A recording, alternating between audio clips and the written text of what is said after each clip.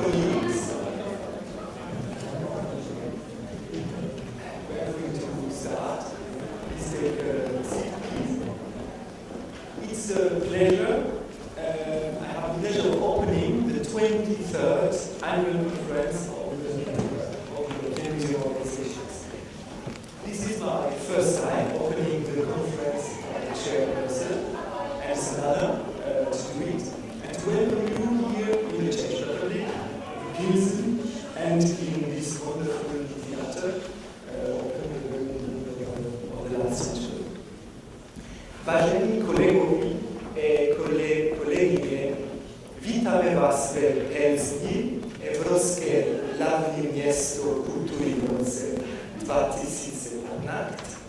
Vítáme vás ve Pilsni, dnes hlavní město evropských sítí uměleckých muzeí.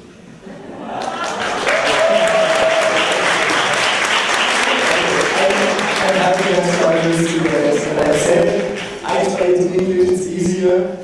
About 50 museum networks are represented today.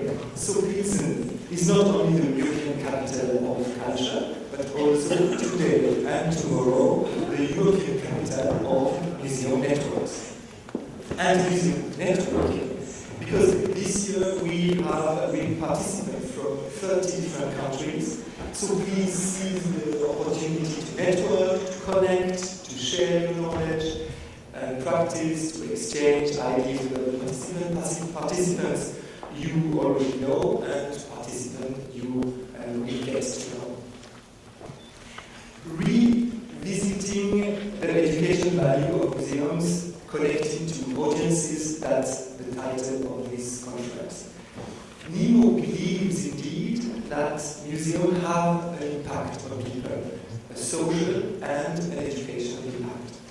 Museums are institutions offering formal and informal learning to people of all profiles by inspiring and engaging them, as well as helping them to understand the world and to understand their place within it. That is not the reality, but it's our mission and it's our program. Education is often seen as the main function of museums. That is good, but we still have to develop this field and respond to ever-changing needs from our audiences. It's why we invite you today to revisit the educational value of museum with experts and decision makers from museum and museum organizations from all over Europe, Czech Republic, of course, Nordic and Baltic regions, Poland, Portugal, and from all over the world also. Our guests from the AAM, the American Alliance of Museums, Eden Museums, and ASMS are going to speak about audience and education beyond Europe. I'd like to notice another important element of this conference, the Creative Europe Desk for the Czech Republic. If you want to be involved in cooperation, international European cooperation project, if you want to get the European Heritage Alliance, European Heritage label, if you want to apply for another award from like the European Nostra Award, please ask our colleagues. They are behind you at the Czech Information Desk of Creative Europe. So thank you that you are here. So I'd like now to wish us a successful conference, and I try it again in Czech. Přeji vám výborný kongres.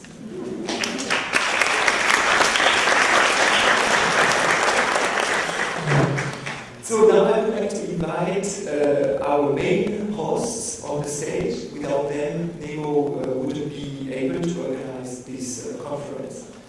First, I would like to invite Vladislav Urota. It's a small change in the program, but it's a very important person too. He's the Deputy Minister for Cultural Heritage in the Ministry of Culture. So, Vladislav Urota, please.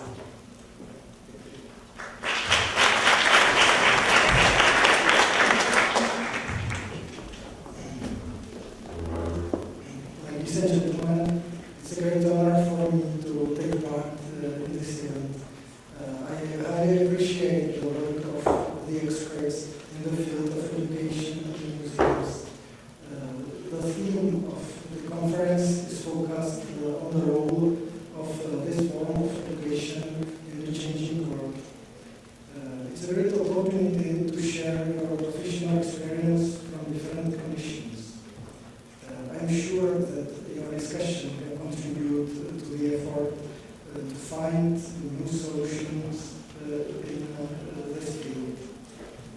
As a representative of the executive body in the care of museums in this country, I would like to stress that we are ready to learn from another systems and case studies. Allow me please to thank warmly, especially our foreign guests, and wish you a nice stay in this exceptional city with many layers of history. Thank you very much for your invitation and thank you for attention.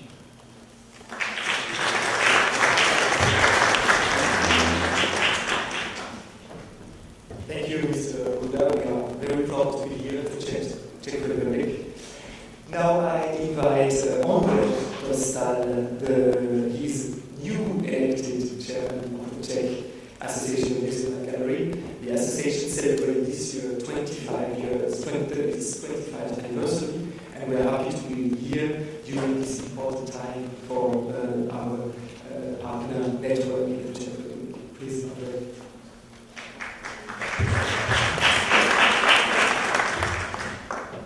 Dear colleagues, ladies and gentlemen, David, thank you for your words. Welcome in Pilsen on behalf of AMG, Association of Museums and Galleries of Czech Republic. We are very proud to welcome you here in Pilsen in relation to our General Assembly, because it's a great opportunity for us to meet colleagues from Europe, colleagues from museums, colleagues who are interested in the questions in education in museums.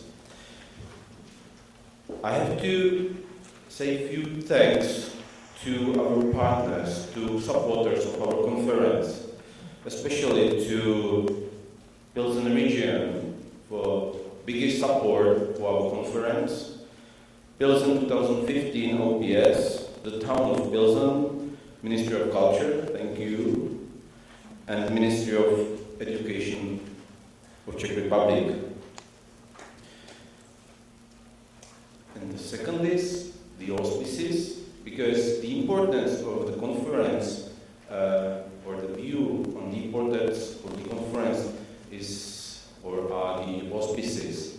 We got auspices, and our conference is held under the auspices of Prime Minister of Czech Republic, Bohuslav Sobotka, Daniel Herman, Minister of Culture, Kateřina Valachová, Minister of Education, Václav Šlajs, President of the Pilsen region, and Martin Zrzavecký, Mayor of the city of Pilsen. And the last words, I wish you, and I wish you all of us, successful and fruitful conference which could open new connections, new ideas, and new opportunities for all of us. Thank you.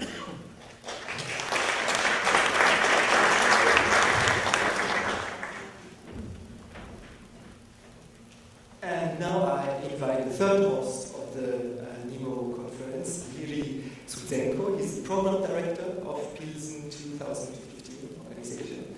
He's responsible for the preparation, the program of the European Capital of Culture, Pilsen 2015. Jiří.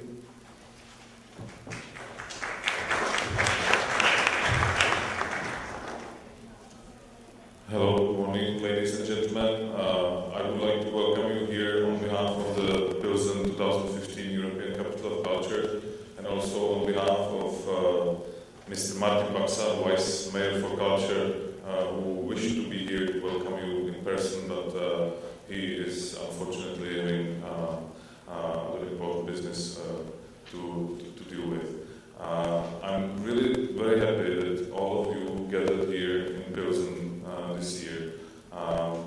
The European Capital of Culture should be seen, and I think it also confirmed the position that it's an opportunity. It's not a festival of highlights or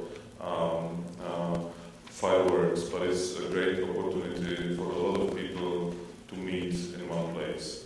And we've had an enormous number of conferences this year, but they all were worth it, and they all were a great place for meetings, for exchanges, for discussions. I'm also really happy that we will spend a day tomorrow in the Depot 2015, which is one of the hot points and hotspots of European Capital of Culture. It's run by our association, our NGO, which has dedicated quite a lot of effort to create an exhibition program and educational program. Our general goal in European Capital of Culture here in Pilsen is to build new audiences and to give them opportunity to really experience a lively cultural institution, not a closed or hidden one, but the one that really responds to their daily needs, daily program. So I will be very happy also to discuss this with you tomorrow in the evening to give you a small presentation. So I'm really happy to welcome you here in Pilsen again. I hope that you will enjoy today's to come, and please excuse my design under the nose, but this is not that I became a smuggler of audiences into museums or cultural institutions. I'm just promoting the campaign of movember.com, so find the word yourself. Have a nice day.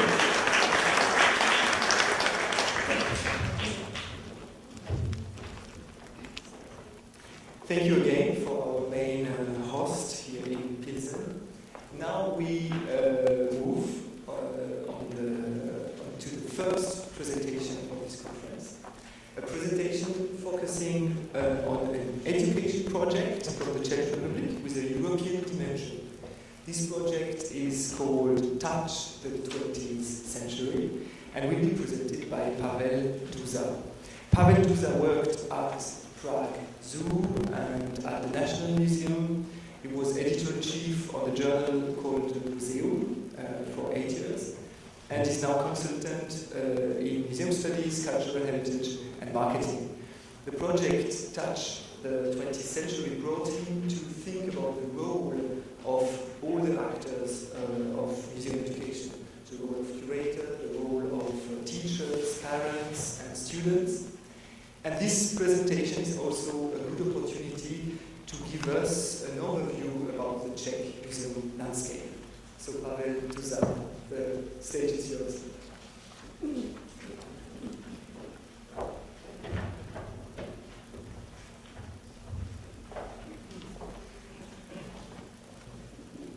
Good morning.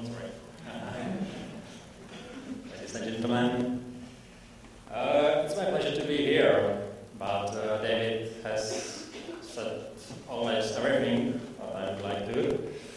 But on Wednesday, it's my pleasure, and I think it's an honor for Czech Republic that you organize your General Assembly or meeting here. And on Wednesday, I was a little bit scared because I recognized that I'm the first speaker in the presentation and only one from the Czech Republic in this day. So, mind the fact that I'm not the best, not the representative. There are many genuine, smart, clever curators, directors of museum here in Czech Republic. But that's it, and please, I would like to show you our experience with the educational program with the name Touch 20th Century. But yesterday I spoke with David, and maybe it would be fine to say some words about Czech museums and about our situation in Europe. So first I'd like to present you some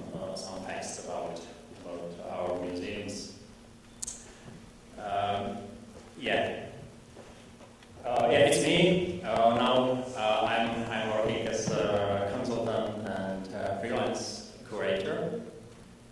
And let's move on. That's the name of my presentation. I borrowed it from the very popular and famous movie Close Encounters of the Third Kind, because I would like to speak about cooperation and communication among curators, teachers, students, and museum audience at all.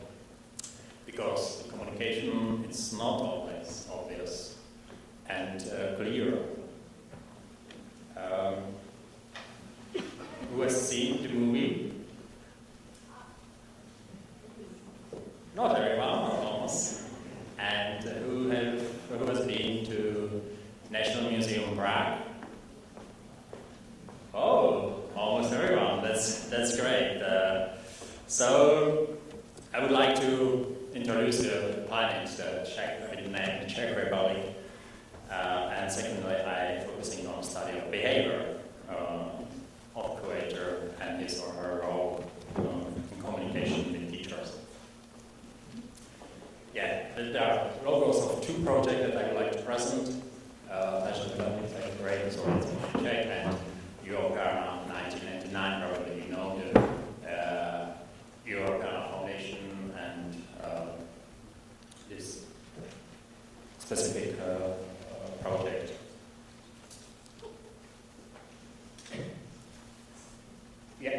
Let's check museums. So we have a long tradition. Last year we have started a celebration of 200th anniversary of founding the first museum in the Czech Republic. In 1814 in Opava, Stropau,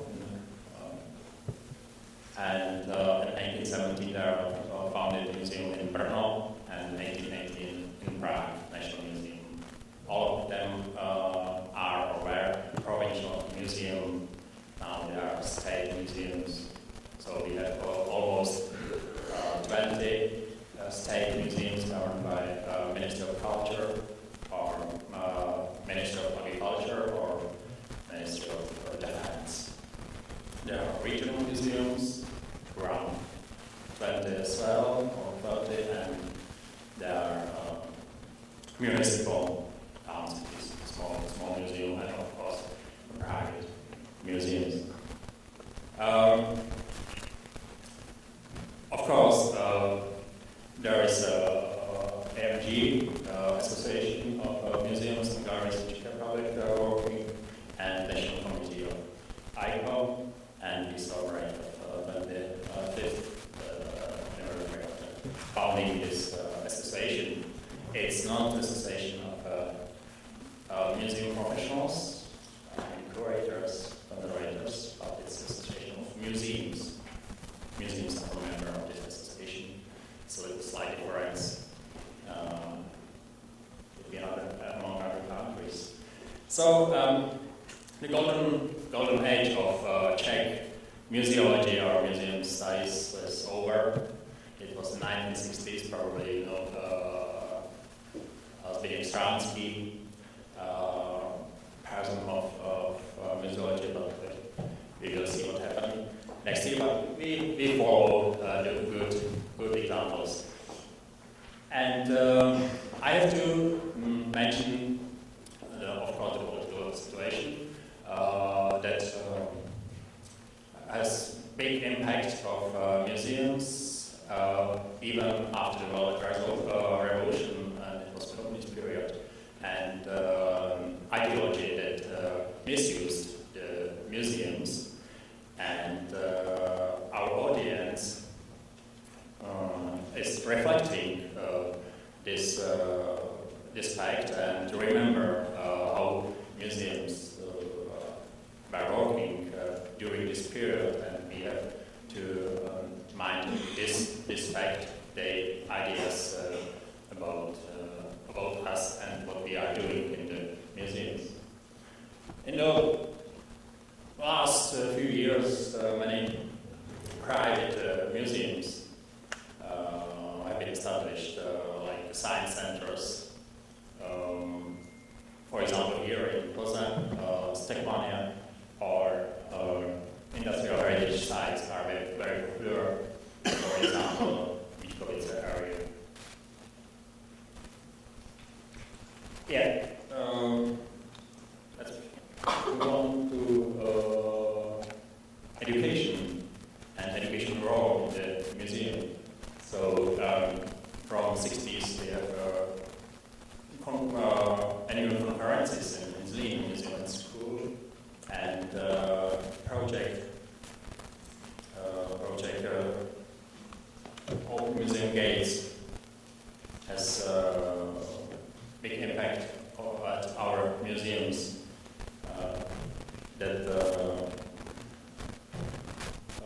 In these years, many museums recognize their roles as educational institution, and that's great that it could be founded by the Soros Foundation. Yeah, here the founder of the Commission for Museum Pedagogy by AMG, and last thing that I would like to point out is that the profession museum educator is not recognized here by the law in the Czech Republic. So it's a little bit, it's like a problem here.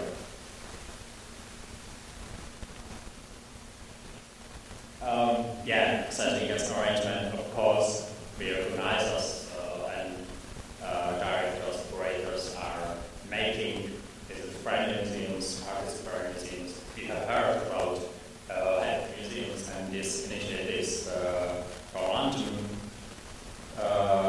which would like to create conditions for well-being.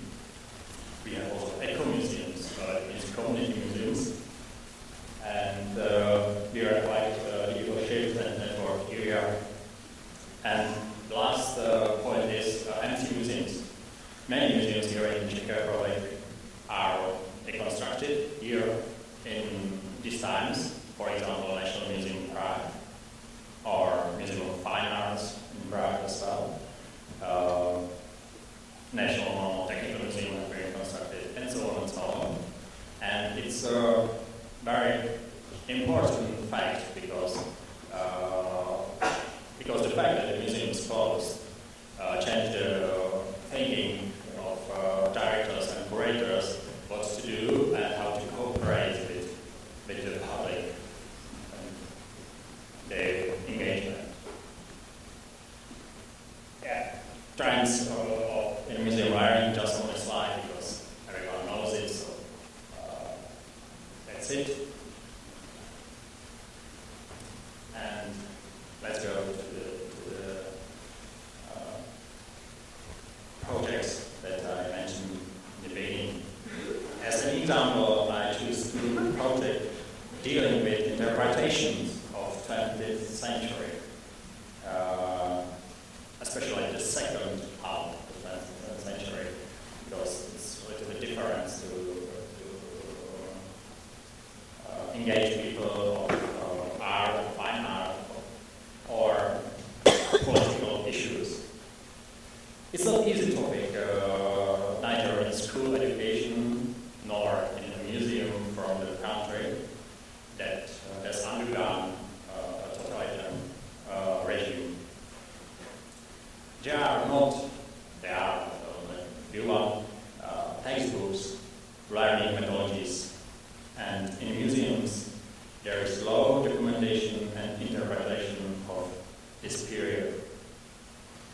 That was a challenge for us regarding the fact that curators in the Czech Republic are not interested, it's general, I'm sorry, are not interested in education that is outside of scientific frame. They like to share and present their research in media, present it to their colleagues, but not ready to recognize participatory dimension of interpretation and active role of public.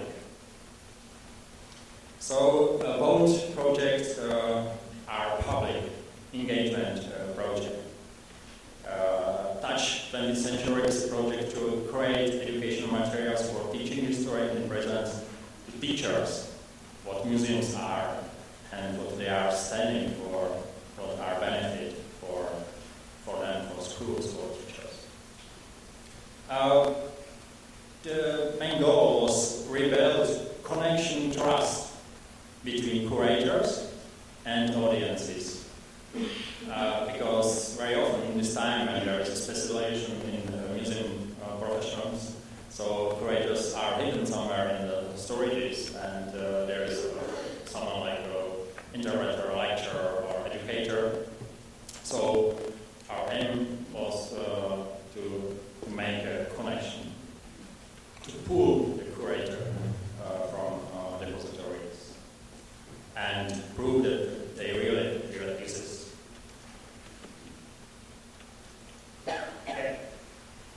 So, project is over. It was 2012 and 2014, and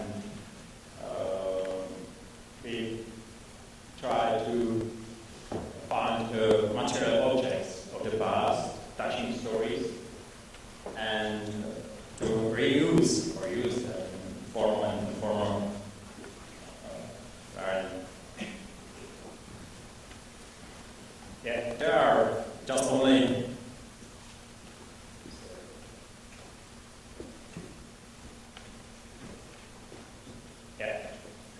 a list of outputs of the project, so you can read them. The main focus was on replicas of museum objects, and we made cartoons, comics, all sheets, e-learning applications based on serious gaming, and so on. We would like to promote it to the teachers, and we have involved almost 5,000 pupils, students. So I would like to thank my colleagues from National Museum and other museums, because it was a project of 6 museums and Charles University and Association of Museum and Galleries in Czech Republic and Association of Teachers History. So, and I have to mention almost 400 teachers who we cooperate with. Of course, among students, we prepare a website and so on, and among students, very popular interactive and multimedia outputs, video recordings, audio recordings, 3D models, and there are a special website portal named asbrt.cz. It means something like e-collections in English, where it's almost 60,000 artifacts published. Yeah, it's nothing new. Already in 1884, as I found, Henry Higgins started circulating museums, long boxes to schools. So now it's almost 150 years after it. But we succeeded. Huge success among the teachers, schools, and students as well. We were afraid how students will accept replicas. Yeah, you know, we are curators, so we like to write things, not fakes, not copies. Will the students or teacher consider them as fakes or toys?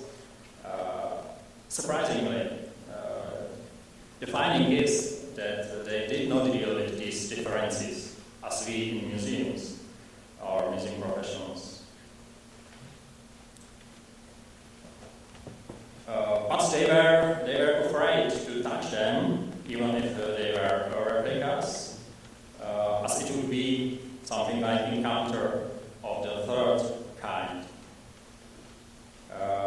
For them, I mean students, it's more acceptable and understandable photographies, pictures of the object than the object themselves.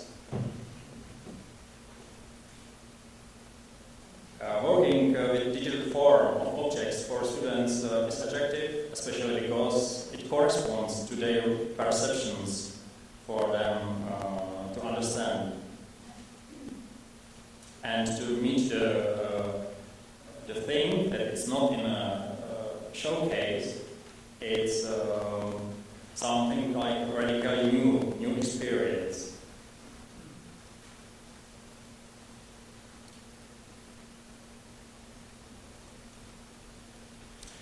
What's important is a perspective. I mean, a perspective of students' life. So what they know from their life, their lives, it's always unlocked their interest and understanding. So if they prepare their own exhibitions, virtual or hard version, so they prepare something what they knew. Yeah, and just only pictures of our outputs. It's e-learning activity, and this series game. The name of the game is Destiny or Career, and students or pupils can follow the real lives of people of 20th century, and they can decide about their life. They make decisions in key years like 1938, 1984, and so on. So they can become a president or died after 5 or 7 years. It was very popular among students. Yeah, we made an anthology of sound and folklore. We prepared student competitions. They prepared their own comics, cartoons, and their own museum suitcases with things that they found at home. They discussed their project with parents, and we like it that we put together generations. Yeah, this was their own exhibition about babies in Czechoslovakia, and you can see that they worn dresses and clothes of their parents. And they spoke as their parents, what they heard at home. So it was, and they followed this fact, even that we said that it was slightly different than their parents said. So it's a very important thing. Yeah, we prepare worksheets, and this is the portal sby.cz e-collection. And this is just an example of one museum object looks like. It's pallets from National Museum from 1968. You will see it in the movie. Yeah, and the students prepare their own exhibition, own collections. They would like to present how the museum works. So they play a role of curators or educators among them in their classrooms. Of course, they visit our museums, and we prepare online exhibition. And this is the National Monument in Mešt'anská in Prague. Originally, it was a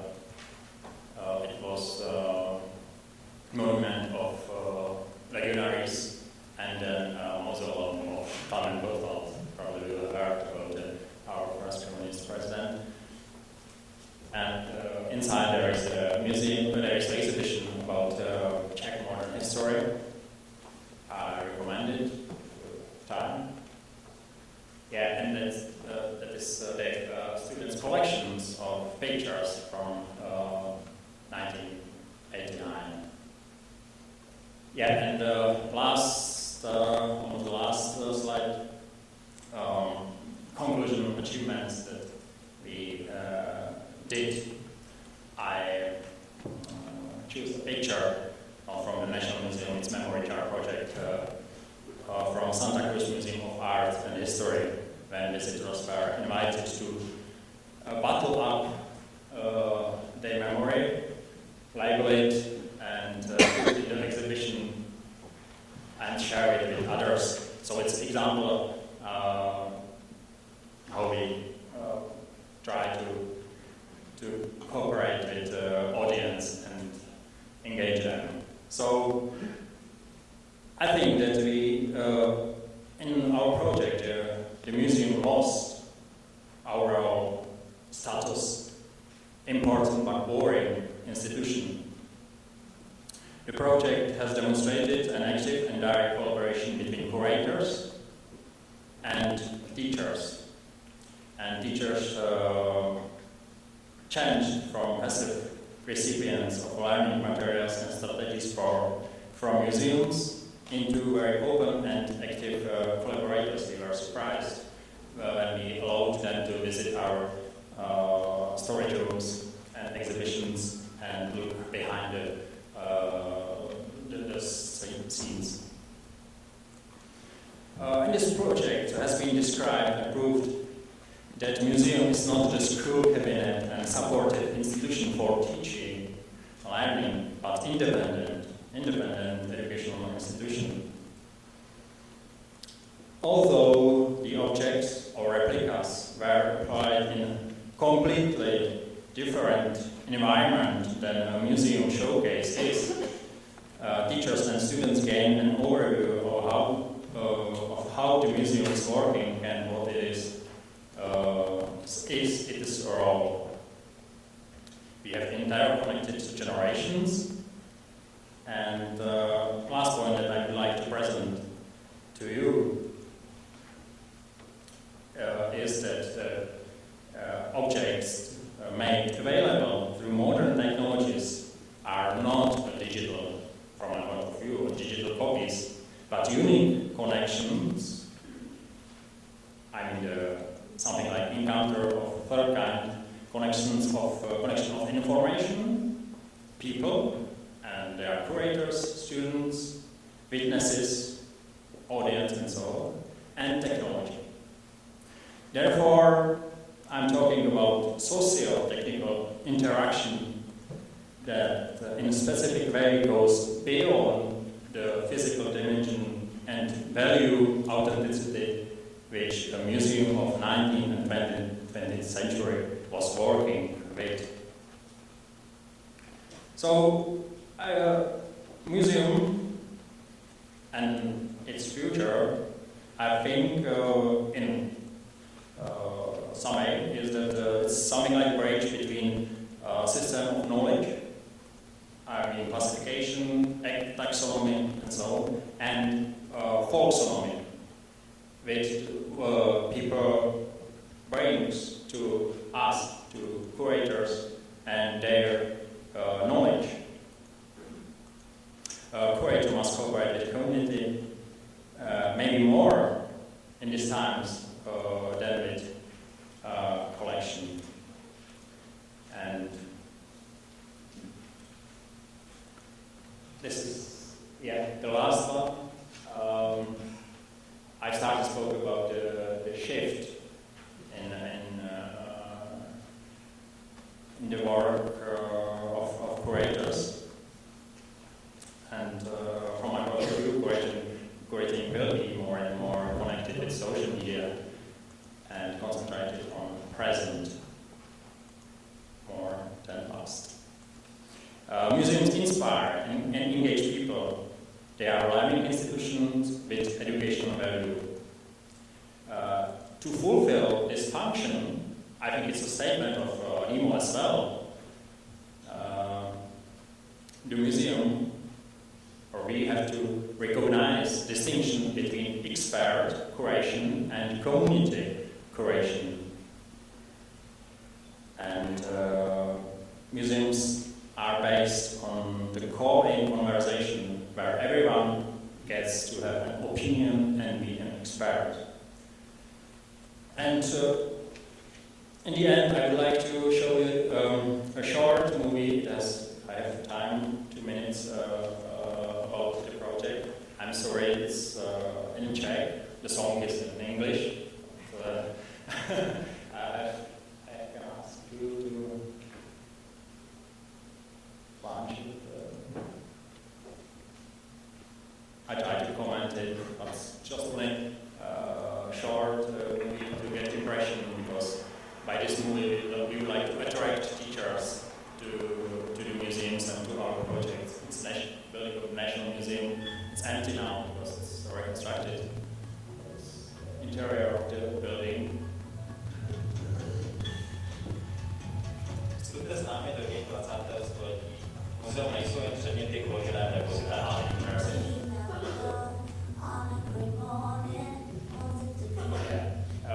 Museum objects tells the story. It's Panto in the National Museum. Panto Square in front of the building.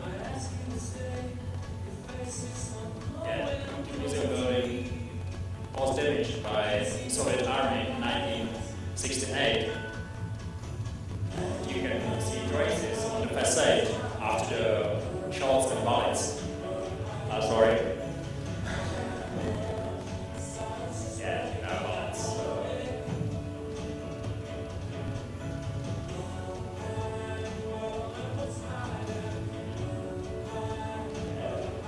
Part of the National Museum, National Monument.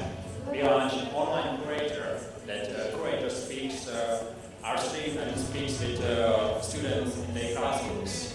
Curators are in exhibitions.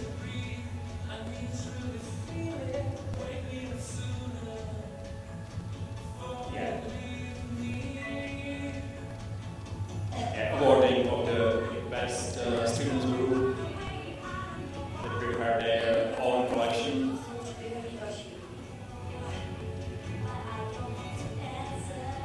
It's in a museum in Eastern Bohemia. Let's go open your history, your museum switch cases.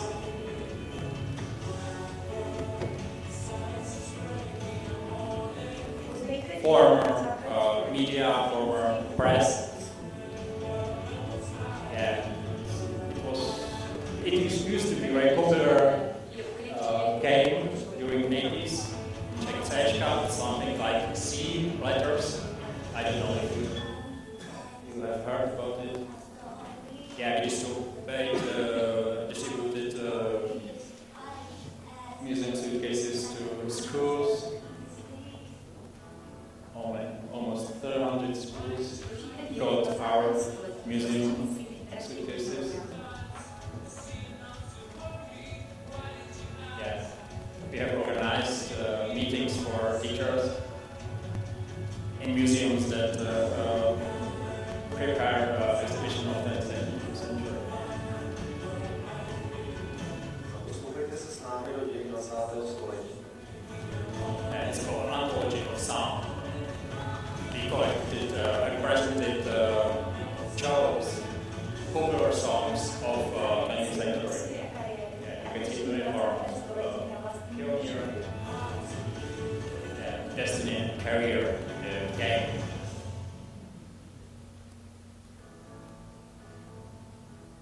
So thank you again. Thank you for it.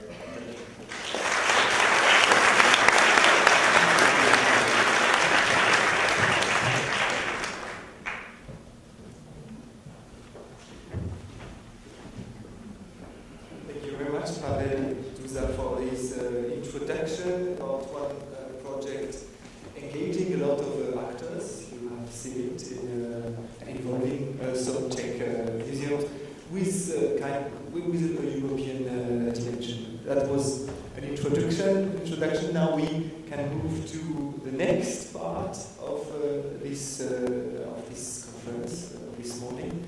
The panel introduced and moderated by Margherita Zanoni.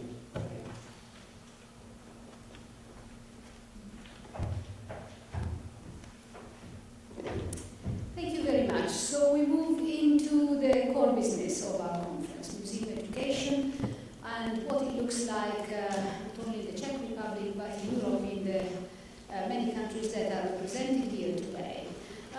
When I was asked to moderate this session, I first stopped and thought about the word education. What does it mean today in museums? What goes under education? And so I started thinking of words. There is one word which I think has become obsolete. Edutainment. Who has heard the word edutainment recently? All right. So that has disappeared. And words and the frequency with which we use words mean something. So what does it mean? Does it mean that it has become commonplace or just taken for granted that education has to be entertaining?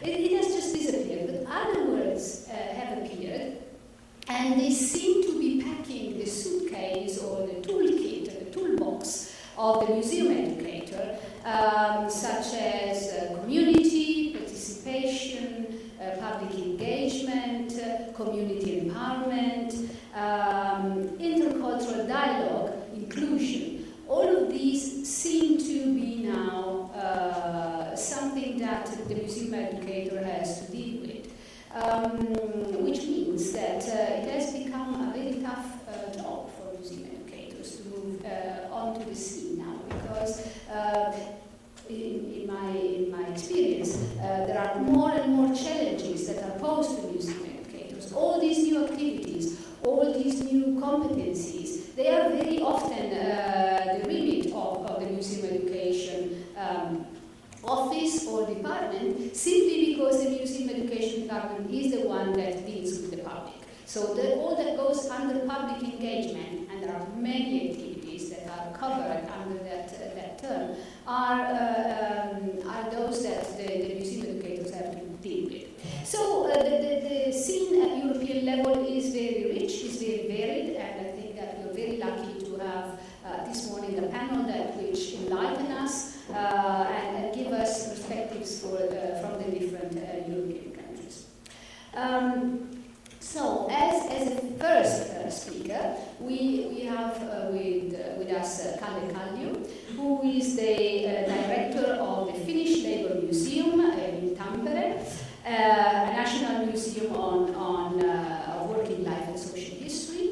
And I think we are particularly lucky to have here a museum director. Very often the complaint from the museum education staff is that education is not really at the core of the top level management of museums. In this case, we have exactly a very lucky situation where a museum director is very much into education, a thinker about education and educational activities and theories. So I was looking at Kalle's abstract that he provided for his speech, and I was really struck by one sentence. Museums are not very good for fixed learning objectives. What does it mean? And of course the museum has fixed learning objectives. We want to teach our groups of pupils or adults or whatever, what our city was like in the Roman time, or we want to introduce a Flemish or natural landscape painting. Of course we want to achieve objectives, and these fixed objectives are also reflected, or should be reflected in the learning outcomes. We have learned, we have been used to provide exact evidence that our learning activities end up in very clear learning outcomes which we try to measure. Some years ago there was a commercial on Italian TV which went like this. There was a young girl on the telephone and she was talking evidently with a boyfriend, and she was going, "Do you love me? How much do you love me?" And of course the mother in the background said, "Well, how much do you cost me?" Because she was on the phone. So how much much do you love me? This is an important question. This is, trying to measure the unmeasurable. So is museum learning, in a way, not measurable? That we do provide facts and contents, but that in the end, the final outcome of this learning is not only the facts that we absorb, but it is much more something different that we have difficulties in assessing, that sometimes can only be visible long term. So this sentence of Kallio, opened up all this thinking in my head, and I'm very happy that he will explain us what he meant, and that he will probably widen our perspective in thinking of museum learning as something much more complex than just simply transferring the content and facts. As with Kalle, I would invite all speakers afterwards to stay on stage when the presentation is finished for taking questions, which will be taken at the end of each presentation. So, ladies and gentlemen, I'm very happy to introduce to you Kalle Kallio. Thank you.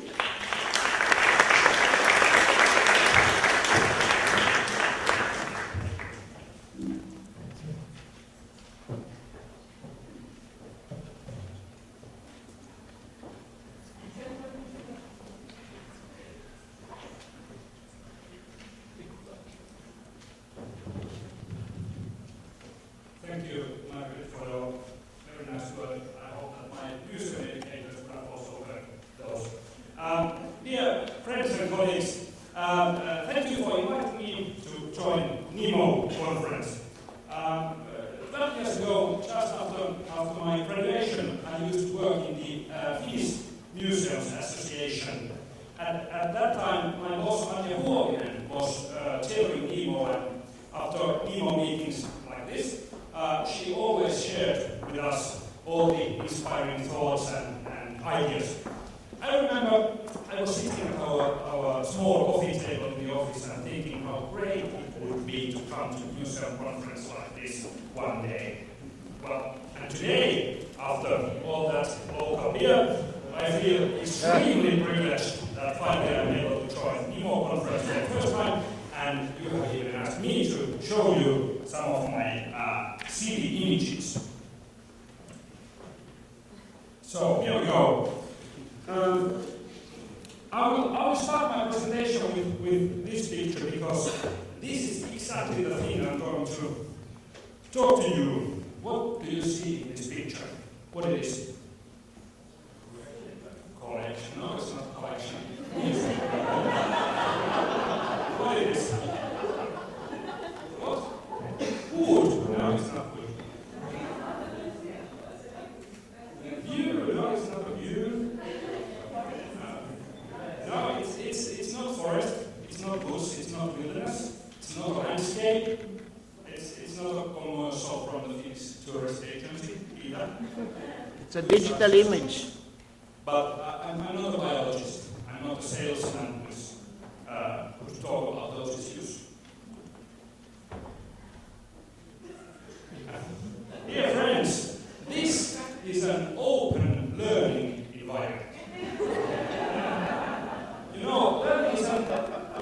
Learning is a universal phenomenon, and it's not even our privilege as humans. I will tell you, this forest is full of animals able to learn and adapt themselves to their environment. This is their open learning environment. I would like to give just one interesting example. This is a bear, king of the Finnish forest. One friend of mine has a summer cottage in eastern Finland. Many Finns, we love our summer cottages, and we go there almost every weekend in summertime to eat and drink and have barbecue and so on. And my friend had a little problem, because bears practically invaded the isolated waste containers where around 30 families brought garbage from their summer houses. And every Sunday evening, there were bears behind the trash cans, waiting for the scraps of those wonderful Finnish barbecue parties. In the old times, people would have, of course, shot the bears, but today we have European Union, And they will get really mad in Brussels if we feel to obey our aggressive instincts. So my friend and his neighbor had to find another way. Well, they bought a smart walking device, which would keep the recycling locked. And first everything went well. The trash was untouched. But after some months, it turned out that one of the bears had surprisingly learned to open the lock. You can imagine a big bear sitting near the trash can, thinking, smelling, touching, trying to open the cover, and finally was able to do that. And soon this clever fellow taught other bears to do the same trick.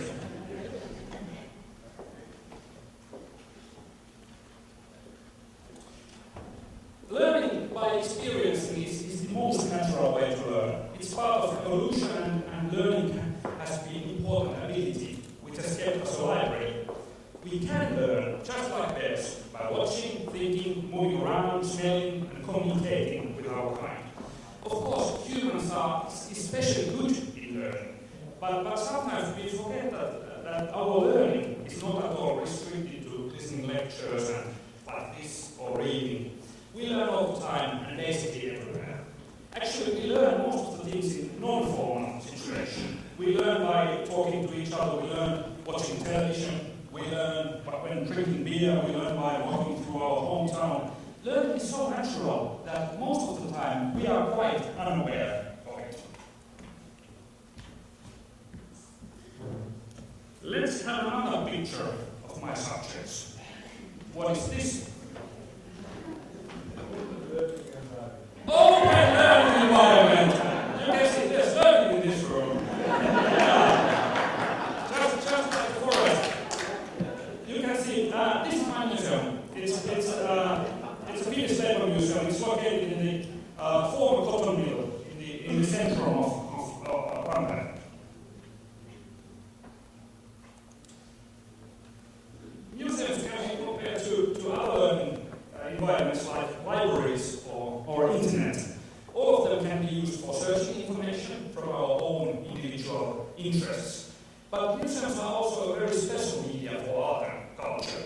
For example, in theaters, cinemas, concerts, or sport events, the audience stays in their seats and watch the same show. This is turned upside down in a museum, where the display stays still and audience is moving. Visitors explore the same exhibition, but they do it in their own ways. Wander almost randomly, see and learn different things. Because of these individual experiences, museums are not good for fixed learning objectives. However, museums quite often try to build closed learning environments inside their buildings. Museums have auditoriums and classrooms, just like schools. These are closed and formal environments for learning. Sometimes they are useful, but not at all the heart of museum education and its open character.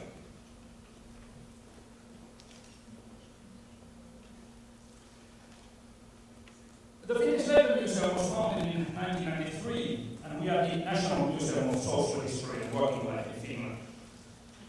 After some recent museum mergers, we are now running 2 or actually 3 museum sites. Beside our main house, we have a small Museum of the Deaf, which was actually founded already in 1915, 100 years ago. It has a very unique collection about sign language users.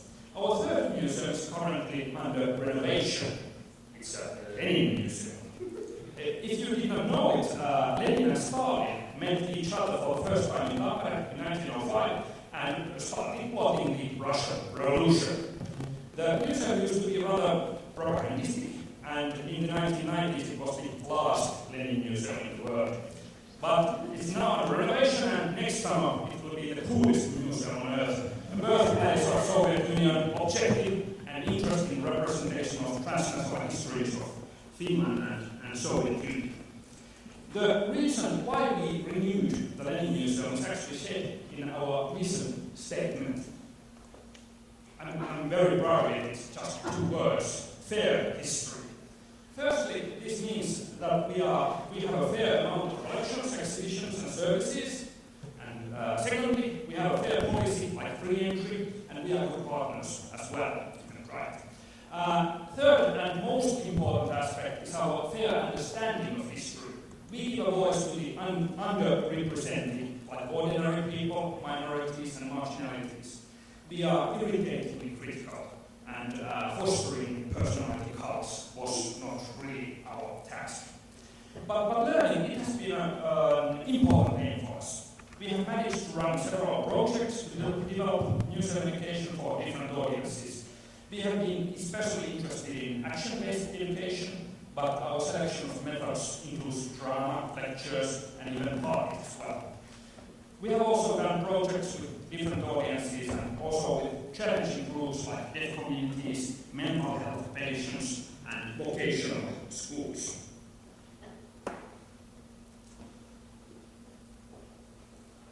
Most of the museums have plenty of educational activities, but it's not so common to study their outcomes. Our main exhibition is called Our Town, and it serves our new strategy quite well. It tells about Finnish labor heritage, working life, workers' housing, civil society, and so on. We have used old museum technology, like interiors and models, with new technology of sound and multimedia. The big decision was the removal of class cases and text panels. All the texts are included in multimedia kiosks and in a guidebook. Our idea was to support different kinds of learning. When the exhibition was completed, we wanted to make a small research about learning outcomes. We asked what visitors learned and how. Like most other museums, Finnish labor museums carry out annual visitor surveys which present reliable information on visitor satisfaction. However, standardized questionnaires do not cover the diversity of museum learning. We wanted to have deeper understanding of our visitors and their learning. Overall, 30 visitors were selected and interviewed right after their museum visit. But 6 months later, 15 of them were called for another follow-up interview. Their answers were analyzed, applying the conceptual model of learning presented by John Falk and Lynn Deakin. I think that Falk and Deakin have useful perspectives to study relations between individuals and environments in museum learning. The conceptual model of learning divides the learning in personal, sociocultural, and physical context. The fourth context is time. The results proved that museum visit usually creates unexpected outcomes. There was lots of unintentional and interesting learning that we haven't ever thought about before. Here you can see a switchboard operator, which was a very common profession for ladies before our time of iPhones. In one interview, the visitor told about her work as an operator when she was young, answering and connecting phone calls. This kind of personal context can strengthen learning, and museums very often try to invoke this kind of nostalgia. Museums are even expected to present objects that relate to visitors' memoirs. But memories are not always so shiny. For example, a retiring office worker stressed how women have been always oppressed in working life. She was active in the labor movement and mentioned how even the socialist men had not always been on the same side. She came to these conclusions through watching the displays of laundry and brick carriers in the museum. However, those exhibits do not include explicit feminism, but surely they allow such interpretation. This is like a textbook example of constructivism. Learning is an individual process, and it is greatly influenced by visitors' own knowledge, expectations, and beliefs. The physical context of museum experience is also very important. People should be able to orient themselves, feel safe, like bears in the European Union, and know what they can do in museum premises. Visitors have felt that our main exhibition is not grand, but there are still various materials and also something to touch. Of course, some visitors don't like our touch screens and would prefer traditional text panels. We have thought that reading is a quite limited way of learning, but for readers, there is still plenty of text in the multimedia. But of course, removal of text panels was a tough decision. It was somehow against the museum professional's identity.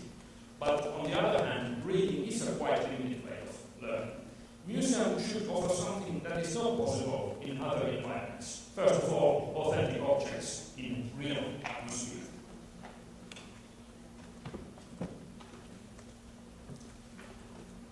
Sociocultural context can be easily observed with families. A translator with her husband and 2 young children had lively discussions in the museum. They came to see the steam engine, but ended up drawing pictures in the workshop. But it was not only interaction with the children. She also told about a lively discussion with her husband about labor issues. Sociocultural context is very important because most of the people do not come to the museums alone, but with friends, families, and among many other groups. As museum professionals, our job is to strengthen this interaction between visitors. The fourth context in Falks and Vikings model is time. What the visitor has done and thought before the museum visit is an important factor, but it is also interesting what happens after the visit. Museum is just one link in the chain of lifelong experiences. Learning in the museum is incomplete, and visitors improve their knowledge later. For instance, in their exit interview, the previously mentioned translator's family talked mainly about the steam engine that they came to see. But what happened after the visit? 6 months later, translator related how her daughter was still excited about the old coal stove with the stock shelf in the picture. Museum experience sparked the imagination of the child, who became inspired to play old-time shopkeepers at home. Museum visit can create strong traces in memory, which can afterwards give meaning and motivation in personal life. When researching visitors, it's valuable to have follow-up interviews to recognize some of the long-term outcomes. The museum visitors' experiences can revert to many unexpected situations. For example, a female manager told how she started to think about the evolution of the financial sector when she went to the bank and remembered museum's reconstruction of workers' mutual savings bank. This was one of those learning experiences which were just impossible to predict. The museum experience can prove quite profound. One of the most popular interiors of the Our Town exhibition is the workers' meeting hall, which was not designed to reconstruct any particular hall. On the contrary, it tries to give an impression of the atmosphere in working halls and arouse personal feelings. 5 months after her visit, one visitor participated in a memorial service, which was held in the countryside in an old workers' meeting hall. Then memories from the museum visit broke the tension at the funeral and ended up in a discussion which combined memories of meeting halls with the life of the deceased. Some of the decisions in the exhibition planning were clearly based on constructivism as a learning theory. The exhibition without text and clear instructions is optimal for guided tours, workshops, and living history. Objects allow plenty of personal interpretations, which are not narrowed down with interpretive text. Sometimes objects can even arouse more questions than they give answers. Visitors' movement is neither controlled beforehand. It is possible to explore the exhibitions in many different ways and construct those personal meanings. Of course, with educational work, the museum can help visitors to see and understand the exhibition. Our town tries to support different learning styles and audiences. The exhibition was not targeted for the academic audience or socialist audience. On the other hand, the visiting experience can strengthen everybody's thinking. It can be considered more important to inspire personal feelings, present interesting material, and help people to construct identities than distribute scientific facts to reluctant visitors. And this is especially important for a labor museum that tries to serve also working class visitors and untrained people not familiar with traditional museum behavior.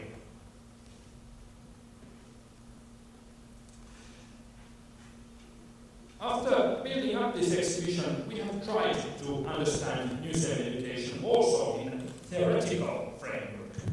At least in Finland, pedagogical thinking is today ruled mainly by cognitive theories and constructivism. Of course, there is nothing very wrong with that.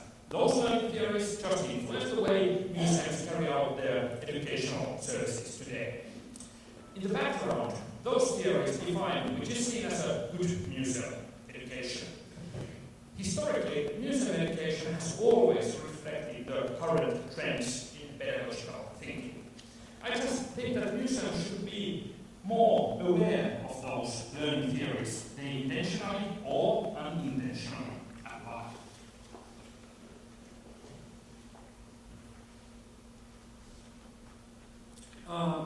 For example, in the 19th century, first proper educational theories were based on associations.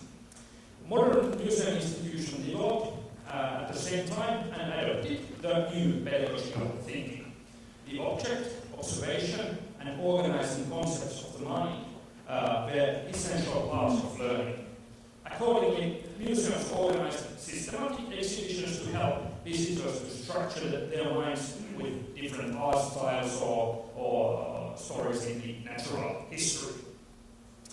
Then the second point, as a learning theory, functionalism was based on the idea of evolution and how humans adapt themselves with their environment. John Dewey was against of book learning, and in his famous laboratory school there was also a small museum. Hands-on learning and action-based workshops have their theoretical roots deep in functionalism. Today, the third, behaviorism, is a suspicious theory of 20th century. It was not based on assumptions, but scientific testing of stimulus and reaction, just like in natural sciences. However, this theory had a huge emphasis in schools and also in museums.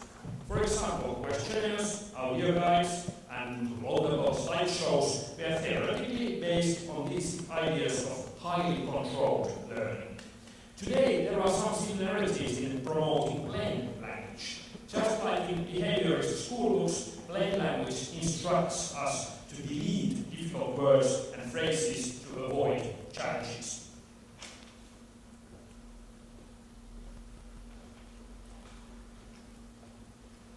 As I mentioned earlier, cognitive and constructive theories are dominant in schools and museums of today. Most of the literature related to museum education is virtually recognizing only these theories. However, it is never told how constructivism originates from informational sciences and understands human brain as a metaphor for a computer. In constructivism, we will form our thoughts in our isolated minds and process data.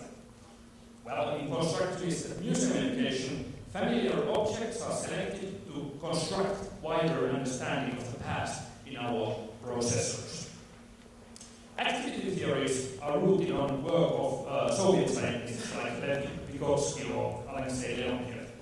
They stressed the connectedness between humans, our instruments, like tools or science, and our environment. These theories have influenced thinking of learning environments and role of learning communities. In museum education, these theories would focus not only on museum environment but also artifacts which can be used as instruments of thinking. I chose 6 cases to show these links between educational theories and museum practice. My last case is about critical pedagogy, which I have found highly interesting. It's inspiring, especially because there is so close connection between the new museum theory and also social museology.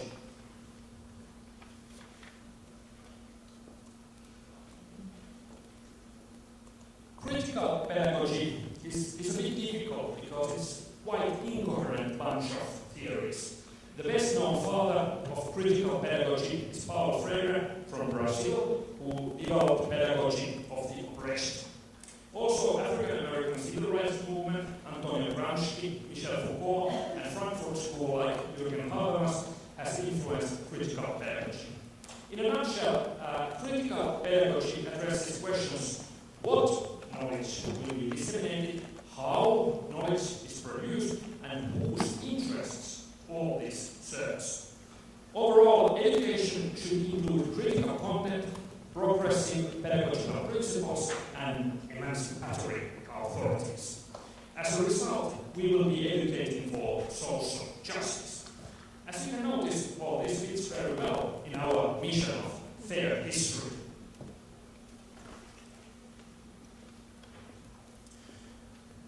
As a theory, there are many differences between promoters of critical pedagogy. But it's very common for all these theories that they encourage to challenge hegemonies and question the world. In critical pedagogy, it's not desirable just to absorb information and adapt yourself to the society as it is today. Individuals should be more or less liberated from the visible and invisible chains of society. The key concept is critical consciousness, or Paulo Freire's conscienti giocare. The role of the teacher is also very different compared to traditional education. Teaching is empowering and walking together, not argumenting with the voice of authority. Critical theorists have been interested in themes like participation, criticism of schooling, class, race, and gender issues, roles of ideology, and so forth. I have found it fascinating that critical pedagogy has so much in common with the new museum theory. Today, many museums are thinking very similar questions. For example, what we are exhibiting really, how we produce our knowledge, and whose interests we are serving. Museums are facing a lively debate related to museum institutions' authority, elitism, conservatism, and exclusion. Keywords of the new museum thinking are such as accessibility, free entry, diversity, representation, openness, participation, and communities. Today, museums are expected to do things together with different audiences and communities, and our role as authorities is more or less grounded.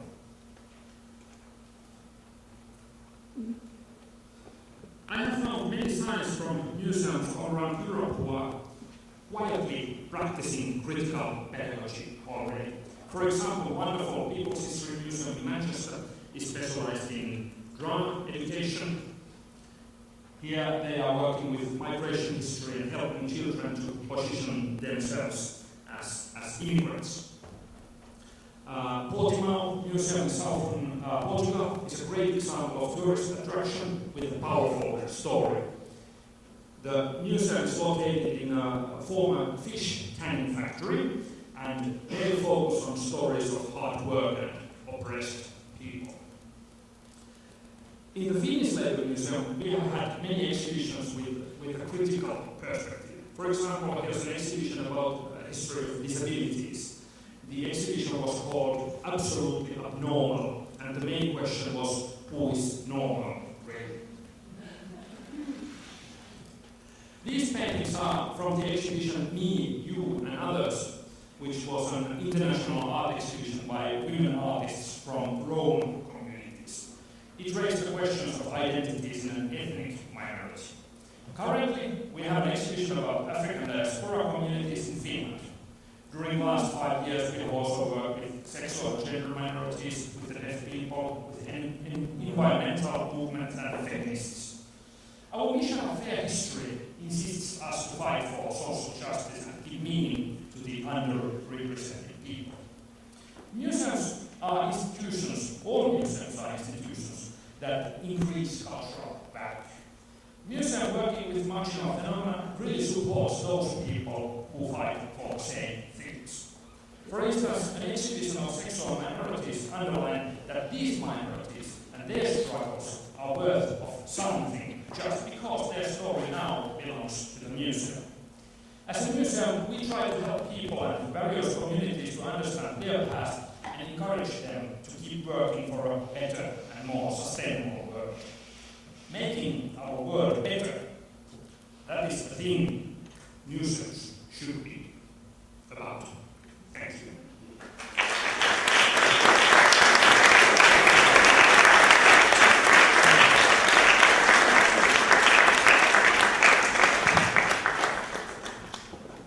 Thank you very much, Kalle. A lot of food for thought, I think, and I would ask you to stay there for a few minutes to see if there are questions from you, please. Or comments? Thank you. Thank you for your lecture. I really enjoyed your take on education, and that has a purpose and some kind of critical thinking. But I want to ask you, when you address these marginal groups, when you talk about because the concept of the label is also equal, so same as with multiculturalism, it's meant for with a good thought, but really it also labels and stigmatizes. So I just want to know, how do you think about these groups that you like deaf and like this and like that? So when you have presented them enough, then they stop being marginal, or how do you, what's your take on that? Yeah, from the Icelandic Museum Association. Okay, thank you for your question. It's a very good one, and it's really a problem because we can be rather naive when we are starting to work with communities, or and the museum makes big mistake if it thinks that it actually represents those communities. It does not, and for example, when we were working with the sexual and gender minorities, there's the big question of definition. That as a museum, it's not our task to define what kind of sexual and gender identity people have, and it's a very problematic thing that what kind of concepts to use. In a way, like first we started to use the acronym LGBT as a lesbian, gay, big trans, and then we learned that no, we have to also add I and Q for intersexual and queer people. So it's also funny that but also that community themselves know how big problem it is to make that kind of definitions. But I think the key for the museum is to work together with those people. So that, for instance, in this African case about African diaspora, we had over 200 people working with the museum in the working groups, so that actually those people define the way we are saying things. And the museum is not the authority there. But of course it means lots of work to make it in a way like that. And then of course we have to remember that we can really make mistakes as well. It's not so dangerous. And I mean, sometimes museums are so we don't accept that being criticized very easily. For instance, if you think about theaters, it's quite normal that there's a play in a theater and there are plenty of people that this is lousy and they don't like it and it's completely wrong. But if a museum gets criticism like that, we are terrified. We should not be so terrified. We can make mistakes as well. But it was a good question. Please say your name before you put your question. Okay, Mazzanti Paolo from the University of Florence. And I like your presentation, and thank you for your point of view, not only about museum, but also about tourism, pedagogical and philosophical and psychological. My question is, it's interesting, what do you think about emotional learning?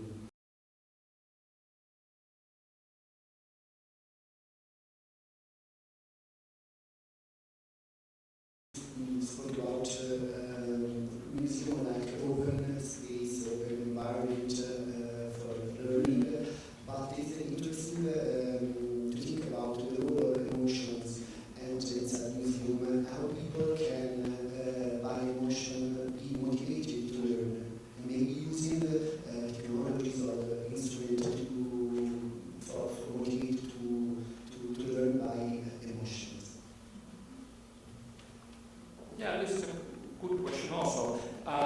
But can we think about learning without emotions?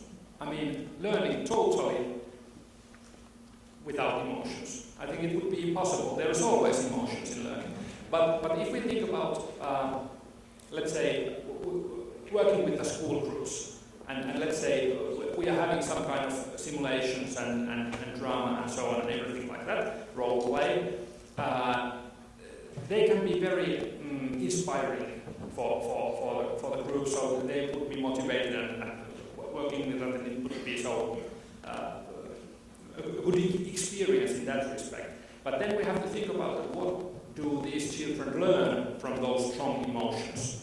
And it's also possible that they regenerate their assumptions of things during the learning, that they actually are not able to go through those wrong assumptions and that kind of things because of the strong emotion.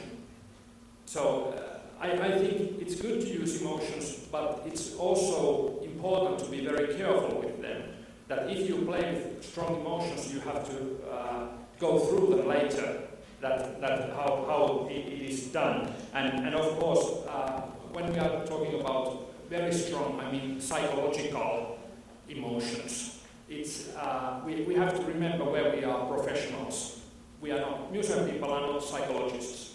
We should not be making like thinking that we can, for instance, cure people who have mental problems with our emotions.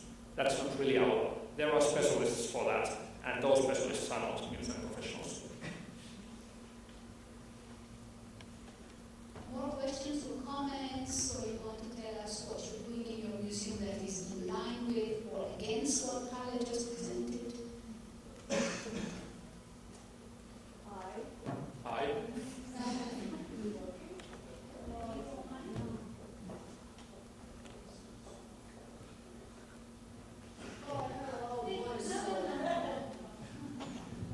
Oh yeah, this one is working. Thank you for your presentation, it was just great. And I am Diane from Latvian Railway Museum. We actually flew in one plane. We sit next to me. Ah! you were sleeping. Yeah, I'm working in historical Baltic states or something. Yeah, but it's not a question, but I have a question more about how people in your hometown and in your land looked at the diversity that your museum gave to them, because I think now not all the people are ready to see something like you showed us in the museums, because they have still understanding of a museum like from the 19th century. Were the people ready for this kind of information? Well, they should be. but I'm not worried if everybody is not. Because there are people who are, we can't please everybody. Really, I mean that if we are playing with the themes which are hard for some people or difficult, or there are people who don't want to come to, for instance, to my museum just because it is what it is, and I don't think it's really a problem. Because if there are other people who feel that this is very important, the work we are doing, and they are very tied to the museum, I'm happy to work with them. And but of course we have problems like the Lenin Museum, where there is a museum with a very old story, which is not it's not like democratic or they don't in the old exhibition they didn't tell about things that they should have told. And when we got the museum, our first thing was that this had to be renewed because it had to be acceptable for a wider audience. And I hope we will succeed in that. So it's you can't be too marginal for sure, but you can be a little marginal. Thank you.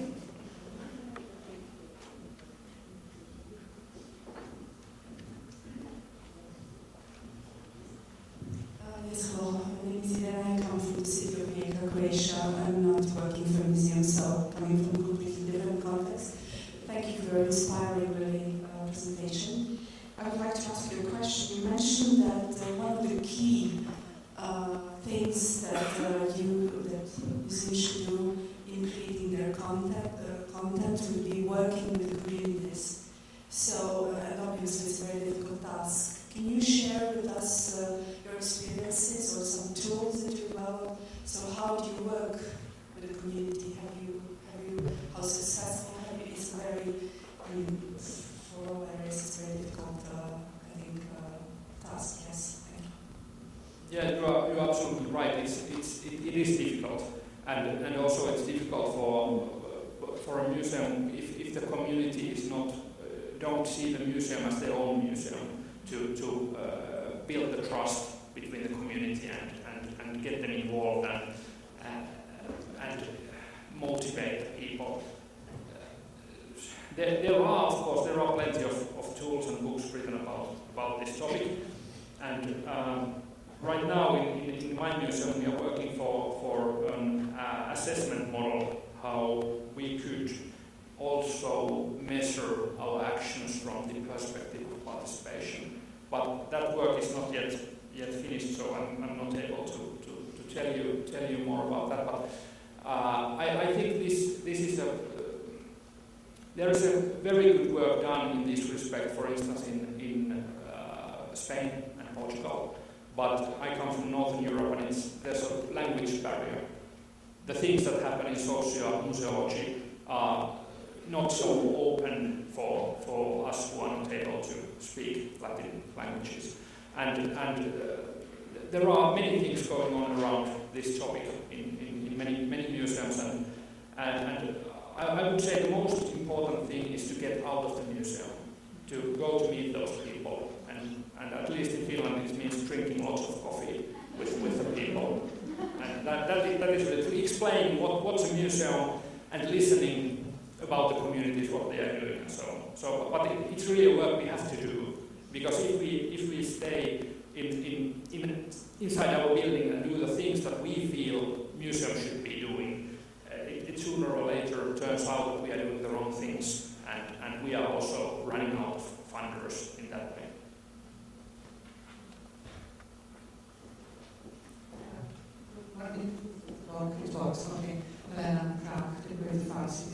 My question would be open, maybe it's just an open question for the next meetings and lectures regarding the education of communities.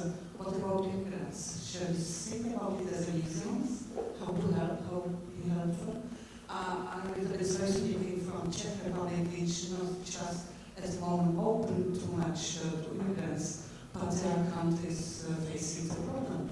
So would it be possible also to open this possibility to speak about?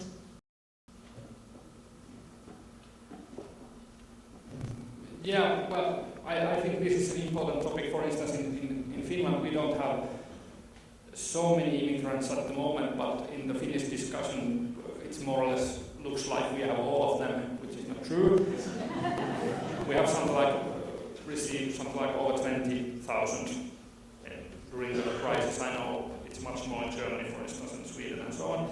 But of course it's a whole debate. And right now Finnish museums are collecting about information, what we could do with this, how we could be involved, and what we have done already, and putting it together.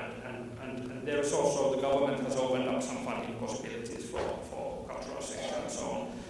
But I think this is something that will be discussed during the day and the coffee breaks, and so I have no ready solutions for that. Hi, I'm Katarina from Croatia, from Croatian Museum of Tourism. If I got it right, you said that you don't use showcases, you put original objects in the context and let the audience use it. So what do your curators say about that? Are they afraid for the safety of the objects?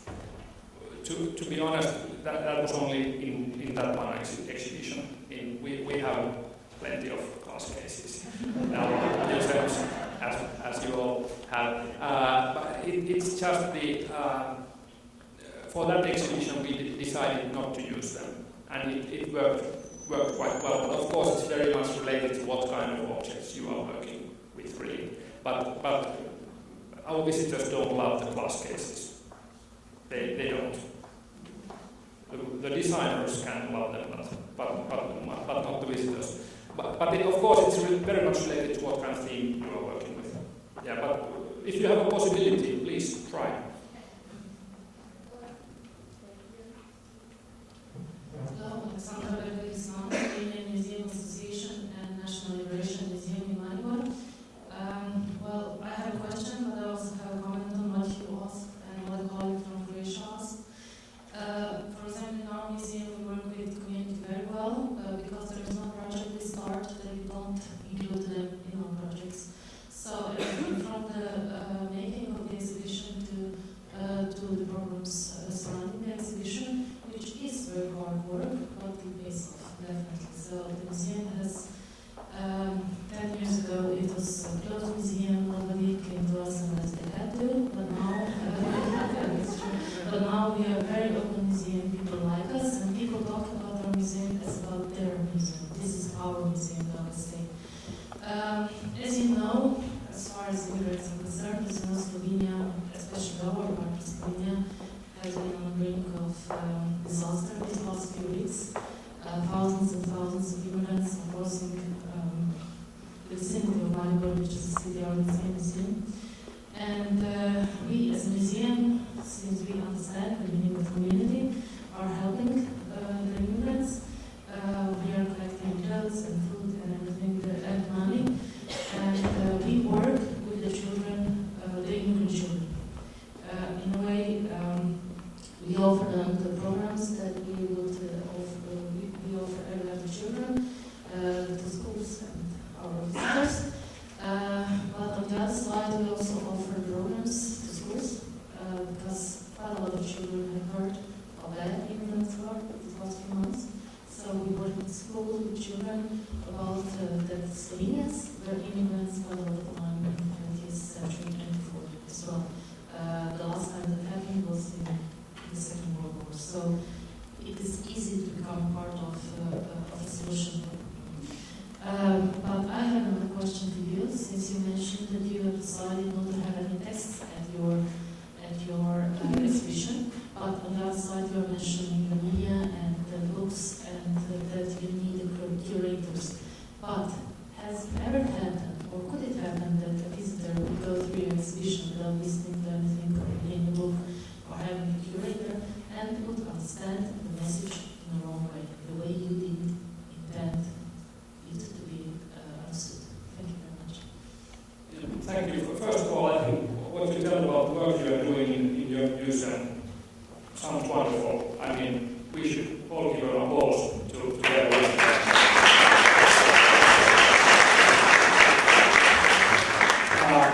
But to your question, I think even though if we would have the big panels and explain that this is the point of the exhibition, this is how it should be understood, there are quite a big amount of visitors who don't read those texts. They have their own vision and they interpret it as they do, or they just read some parts, don't understand it or understand it wrong, and kind of impression which supports their thinking. And we just have to live with that. If the amount of text is not the way to guarantee that we are understood in the right way, and who we are to say what is the right way in any case. So it's a complicated question, but of course we have had some criticism on that as well. And for instance, now when we are working with the Lenin Museum, we will have some text there. So not very much, but we want to have, because there are certain things that which have to be said on the wall, like there were Gulag camps in the Soviet Union, because we don't want to give that kind of impression for people that they weren't. So it's words are powerful also, but they are not necessary. We can also trust in our visitors on certain things. Hi, I am Clara Camacho.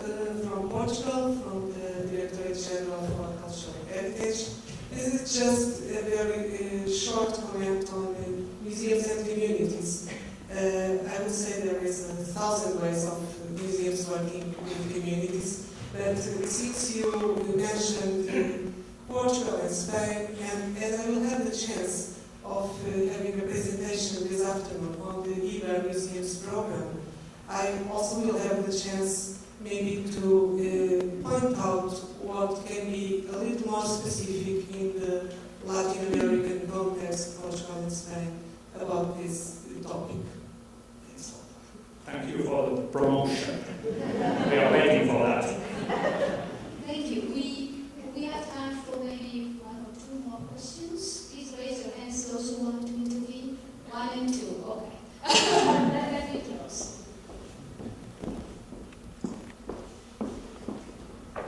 Hello, my name is Lina De Chaves. I'm coming from Athens, Greece. I am president of Heritage and Museums and a member of the board of trustees of the European Museum Forum.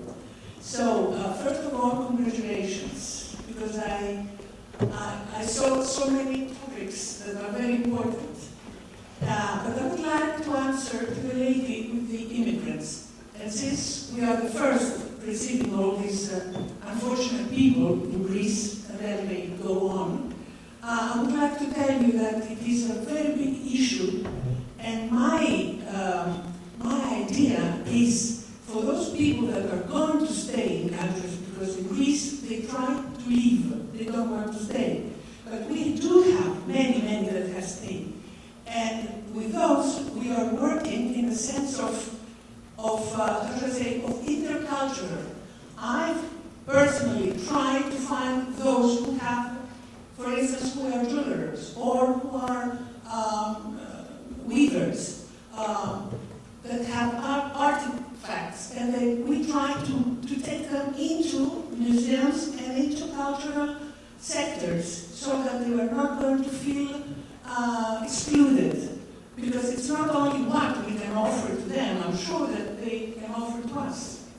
Thank you. Thank you.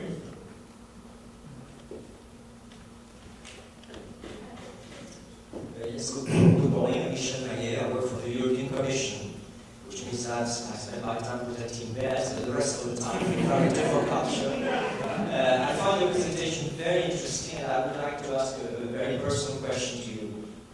You emphasized the important role for the society of museums, particularly for education, but also beyond education. Now, this, I think, should be based on a very solid ethical basis. You mentioned many museums should be propagandistic. What are your views about how ethics should be developed for museums so that the population, the visitors, the communities really trust what they can see in museums? Thank you. Oh, heavens. I know that, well, ethics is, of course, in our plans and so on, we relate to the icon-ethics, which is, of course, an easy solution, but the problem is that icon-ethics don't help us in many situations. For instance, questions related to representation and that kind of things, and how they, it's not inside the ethics, and of course the people interpret them in different ways, and also there are certain things which are not, let's say, ethical in a way that if we select the themes we are working with, it's not an ethical decision. It's not. We can work with the themes which don't have much in connection with the society, and that doesn't make us unethical. Or if we do with the themes which have a lot to do with society, it might bring some ethical problems, or it might not. I think the ethics are very important, but it's also a very hard theme, how we can resolve these things from the ethical perspective. I think we also need the political perspective, that because politics is about if you want to change the society into some direction, we have to think politically And when we are thinking politically, we have to also remember the ethics. But we have to remember that also if we are thinking just, let's say, for instance, economically or aesthetically, we have to have the ethics there with us. So ethics is not the whole solution, but it's very important to have it in mind, especially when we are doing new things and when we are developing the work we are doing. Because every time we try something new, there's also the risk. And we have to take the risks, but we also have to remember that there might be some consequences related to different things, like, for instance, the ethics. Thank you. Okay, unfortunately, we have to close now, but I'm sure that you can continue the conversation during lunch. So you see, we started from education, we moved on to community, and in the end to ethics. So there are lots of challenges that are posed to museum when we deal with the issue of education. I would like to thank Ale very much for his entertaining and very useful presentation. Entertaining, which means that entertainment is still there, even if you don't call it that. And also for having prompted so many comments and questions. We now have 1.5 hours for lunch, which is a good time for networking. Don't forget, this is a networking opportunity and meeting. So have a nice lunch.